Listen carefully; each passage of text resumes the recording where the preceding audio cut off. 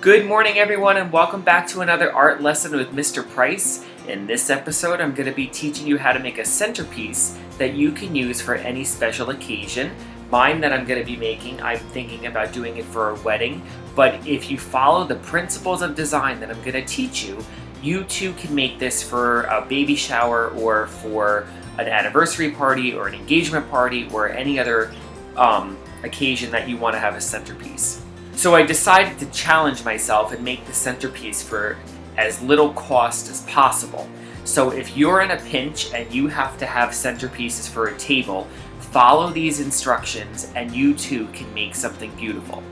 So to get started, and I'll tell you how much I spent on everything too. This here is a charger. We all know what these are, and I thought this one was particularly nice. It had a wood grain in it, and everyone's doing that farmhouse decor these days, so I thought this was a nice beginning step. The other reason why I picked it was because it gives us a nice wide plane to put the bouquet on. So in essence, we're making a sculpture. A sculpture is a three-dimensional object that you see all the way around, all the sides. So when you put this down onto a table, I'll pan you down so you can see, okay? If you're trying to save money, I know caterers will sometimes say the standard white tablecloth is a little bit cheaper than a colored one. So if you get a charger, that's gonna help put a little bit of a contrast on a white surface, okay? Now you can get these in gold or silver, that's up to you. Another way to make the centerpiece look more dramatic is to get some height, okay? So here is a clear vase that I picked up for $1, and I liked it because it's simple, it's clean, and it's 9 inches tall. I also picked up at the Dollar Tree this little foam block right here because we're going to be using artificial flowers, so this thing is perfect. Real flowers can get very costly, and artificial flowers can look very cheap, but if you follow some of the principles of design, you can make the Dollar Tree flowers look just as nice as the real flowers from the florist. So, tip number 1, keep it simple. Don't try to add a lot of different varieties of flowers. Things look better when there's a theme involved. So for example, I picked up these white flowers, all right? And the reason why I picked these up is because they're a little bit softer than pure white, all right? That stark white flower tends to look a little bit cheapy. So these have a slight vanilla undertone to them, all right? I know it's a small thing, but it will make a big difference. If I pan you down here and show you against the white table, it's a little hard to see, but trust me, go for the ones that are a little bit softer, the vanilla ones, okay? So these are labeled as roses in the Dollar Tree, and I picked up 2 bunches. I don't know if I'm gonna use 2, but I picked up 2 in case, all right? I picked up these really nice dark burgundy roses. They're not a true red, all right? You can see they almost have a purple undertone to them. So again, if I separate these, one flower doesn't look the best, right? But I'm going to show you how to cluster it together so they look nice together as a collection. So these are labeled as roses as well. So I picked up 2. Now I also picked up these little mums, which I already cut these by the way, but I picked up 1 bunch. And you can see some of them lost their stems, so to fix that I just put a little toothpick inside. That's totally fine. And these have almost like a blush undertone to them, okay? The last thing I picked up, which I thought was awesome, were these little purple flowers. They call it status. I'll show you that right there. And I picked up 2 bunches because these look great picking up some of that purple undertone in the burgundy. And finally, I picked up a bag of the Dollar Tree River Rock because I thought these blend beautifully with the color of the charger. So the first thing I'm going to do is put the centerpiece onto the table. And remember, it's a sculpture, so you want to be moving this thing around as you're working, okay? I went outside and I picked up some sticks. I cut them so they're about 9 inches long, the same size as the vase. And what I'm going to do is I'm going to tuck them in underneath. So you see how I put them in like that? Kind of crisscross them, make them a little more natural looking. I am going to sink them into the vase, and that will tighten them up a bit. And if you notice, they don't go down to the bottom. That's okay, because I'm going to take the river stone and I'm going to put this in.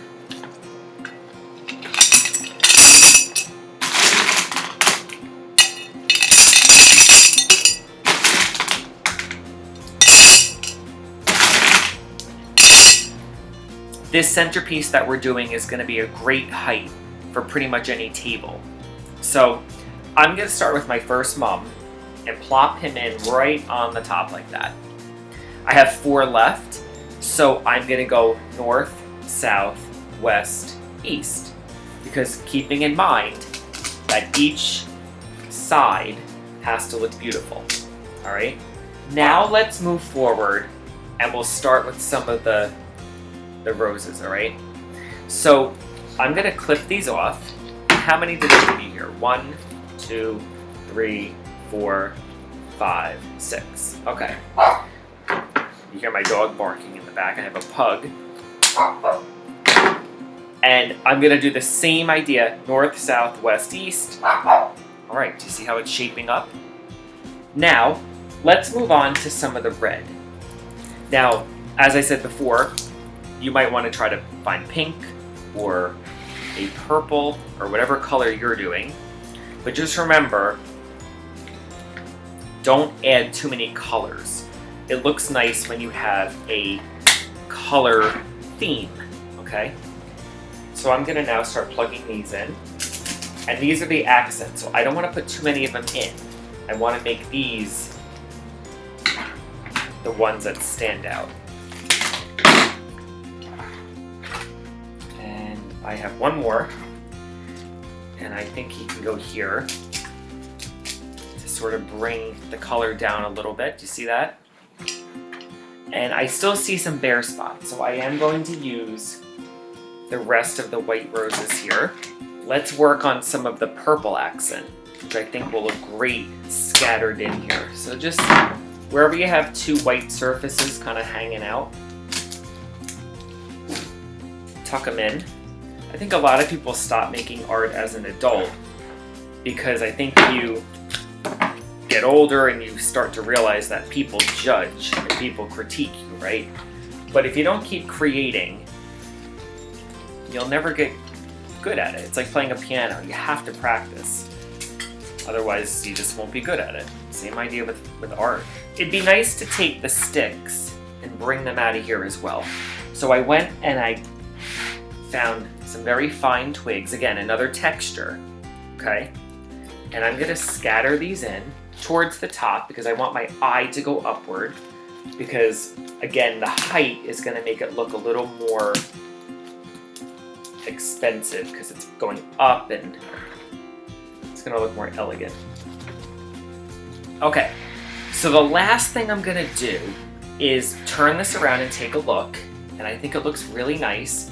But I think I'm going to add some live greenery, which I got from outside for free. And there's nothing like having some real greenery. Fake greenery tends to look really artificial. But getting some real ones from outside that are crisp and bright will help disguise that these are artificial flowers. So what you can do is just take some masking tape. And I've done this before. So I know that the leaves last a few days, just like this. They don't really need water. So you might want to do this maybe the night before, and you can put them in a little vase of water. But you see how I did that? I just taped the leaf right to a toothpick, And that's going to help me tuck it in. Now, if you were doing this in the winter time, you can do this with evergreen. That would be beautiful. Same idea, do the same centerpiece, but just put in evergreen. And again, that totally changes the look of the centerpiece. Okay, there's one final thing to do to make this look realistic, and that is, without a doubt, put water in the bottom. So when you get to your place or where you're having your party, put these on the table, give everything a little fluff, and I'm gonna just kind of pour the water in. Okay, so I think the top is done, and let's review how much we spent. So I spent $1 on the charger, 50 cents on the rocks because I didn't use all of the rocks, so I was able to divide that up into 2 more centerpieces. The vase was $1. I used 1 bunch of red, 1 mum, 1 of the purple, and 2 of the white. So add that up and I spent $7.50 on this arrangement. Okay, so I have the rest of the rocks, and I think what I'll do is let me just put them around the bottom. And by the way, I rinsed off the rocks because even though they're not really dirty, I just rinsed them off to give it its most professional look, right? Okay, so that I like a lot. And let's maybe take some of the leftover purple. I didn't use this one, so I didn't add it into my cost. So let me cut some of these off. Actually, I have to cut them. And I have 1 bunch of the red left over. So let's give this a try and see if this looks good. Okay, so another tip is things look good in odd numbers. So I'm only going to put 3 of the roses at the bottom. All right, which gives me 3 roses for my other centerpiece. So I'm going to count this as 50 cents. So I have $7.50 from my original. So it's now $8 because I used the rest of the rocks. And I used up another purple, so that's 9. And 50 cents worth of red roses on this one. So $9.50 I spent on this centerpiece, which I think, if I pan you back here, competes with any arrangement you might find in the florist. Isn't that beautiful? Okay, so there you have it. $9.50 will make you a beautiful arrangement that you can put on your table for any special occasion. Just remember, if you're getting everything from the Dollar Tree, you want to go for height, you want to go for soft roundness on top, and get a charger to help bring a wider viewing plane on your table. So give it a try, be creative, and remember, keep art in your heart and always try to explore and make things and be creative. Have a great day, guys. I'll see you soon. Bye.